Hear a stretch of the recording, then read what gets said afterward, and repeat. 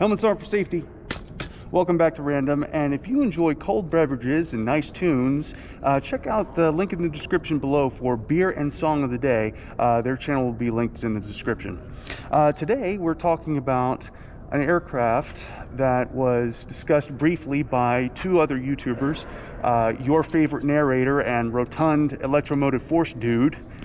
They talked a little bit about this, the A-10 Thunderbolt II by Fairchild Republic. They also missed out on a few details, so we're going to help fill in some of those blanks.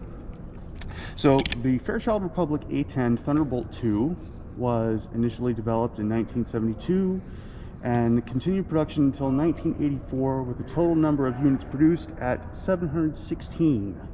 It's also known as the Tank Buster, and its primary mission is close air support. Okay, so it basically replaced the A-1 Skyraider of Korea and Vietnam fame. Like I said, around 1972 and leading up to 1984 is when they finally stopped production. The military was looking for a close air support aircraft to replace it. And so they needed something slow to loiter above the battlefield so that they could provide air support to ground forces. And they needed something tough, because when you're flying those kinds of missions, you're probably going to get shot at. And that's where this beauty came in. Okay, so now what's interesting about this aircraft, among other things, is the fact that its fuel tanks are self-sealing to a degree. So they can take 50 caliber rounds, they can take 20 millimeter rounds, and be completely fine. Basically, the fuel cells and the fuel lines themselves will actually seal up to prevent leaking. So that's kind of cool. Another thing that's interesting about this aircraft is its leading edge. It's one of the few that really started using composite materials in its main structure. Okay, so it uses Kevlar, aramid fiber. I lost the word there. Aramid fiber honeycomb to create the leading edge here. That's for lightweight, strength, and believe it or not, it's actually quite easy to repair when you have it properly set up. Let's see, we talked about the self-sealing fuel tanks, talked about the self-sealing lines. Let's go ahead and talk about the engines, which you can see up there. Now, believe it or not, that they are not designed as an afterthought. They were designed to be up there, out of the way, easy to get at, and more importantly, easy to replace in case they are completely destroyed. They are the General Electric, let me see my editor's notes here, there it is, General Electric TF34GE-100 turbofans. The Dash 400s came online several years ago, and they were used primarily in this aircraft as well as the Flying Texaco by the Navy. And believe it or not, since that aircraft has since been retired, there is literally a hangar full of TF-34 400s just waiting. Yeah, they're still down there. Okay, so the A-10 actually has two separate and redundant hydraulic systems. Okay, so that's a primary, a backup, a secondary, and a second backup. And that's in case, of course, you lose one hydraulic system, you still have the ability to control the aircraft. And believe it or not, the landing gear here, all three struts are designed to swing backwards when they deploy. The reason for that is so that air drag and gravity will help deploy the gear should you lose all four hydraulic systems. Speaking of the landing gear, the front landing gear strut is actually off center. The reason for that is to protect the GAU-8 Avenger, because that is literally the second most expensive part of the aircraft, the first of which being the pilot. We'll talk a little bit more about that here in just a second. Let's go back around the back edge of the aircraft here and talk about the ailerons, which are farther out on the wing than other aircraft. And they're split, believe it or not. You can see that split right there, that seam. That is so they can act as air brakes or spoilers. for slow flight. So when this thing is in a diving run, or a strafe is what it's called, they'll deploy the air brakes to slow the aircraft down and keep it in the air just long enough to continue lining up on the target, and so they can properly engage it. So that's kind of cool, right? Basically like the old school dive bombers, only much more accurate and hitting a whole lot harder. Let's see, we talked about the wings, and the reason the ailerons are actually larger and further out along the rear edge of the wing is so that the aircraft can roll faster.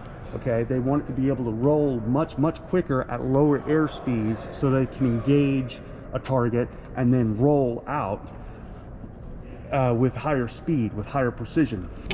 Now, the reason you want to roll out of a strafing run, we'll get into that here shortly. Now, funny thing about the 30mm cannon, it spits out depleted uranium rounds to the tune of 3,000 rounds a minute. The velocity of which of those rounds travel is something to the tune of 1.5 to 2 times the speed of sound. So they have a whole lot of kinetic energy.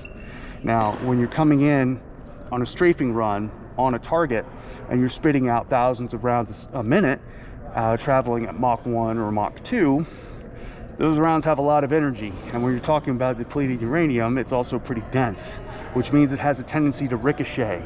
And you don't want a bullet that you're sending towards an enemy target bouncing back up towards your aircraft and damaging the thing you're flying, hence rolling out.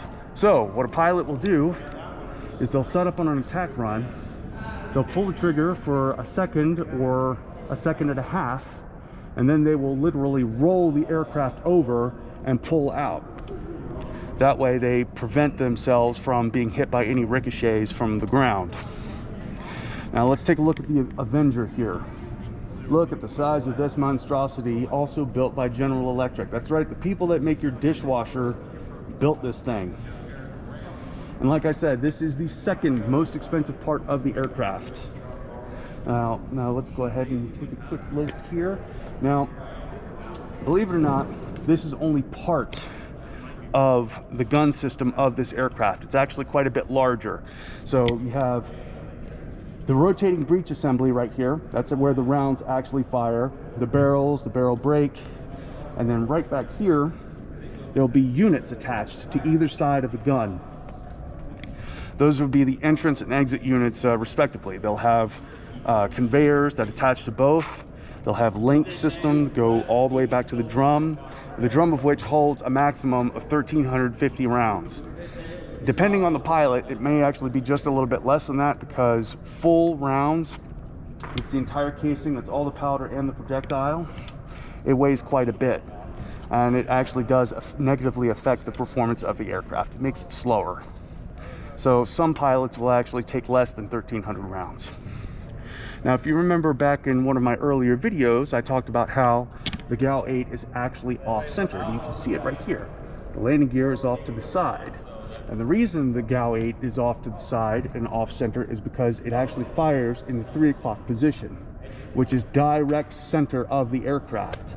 So all the recoil goes from stem to stern exactly center, because if it wasn't, it would actually cause the aircraft to pitch from side to side when the gun is firing. And that would mean the aircraft isn't flying as straight, it wouldn't be as accurate, and the pilot would have to fight all the more to keep it on target. So that about covers it. Now, if my editor does his job, which he usually doesn't, he'll post a picture of the entire size of the gun system, which is about the size of a Volkswagen Beetle in its entirety. But since he's a lazy bum, he probably won't do that. Now, believe it or not, this entire gun system will actually lower out of the aircraft. And a lot of these panels here, particularly around where the ammunition drum will be, actually have armor. It's actually something very similar to the ablative armor of M1 tanks, where it'll get hit by something and explode away to protect all the ammunition in the aircraft. Now, the A-10 also has an 1.5 inches of titanium around the pilot. Now, believe it or not, that's not to protect the pilot from anything. It's It's actually to protect the gun from the gooey bits of the pilot that may or may not leak onto it.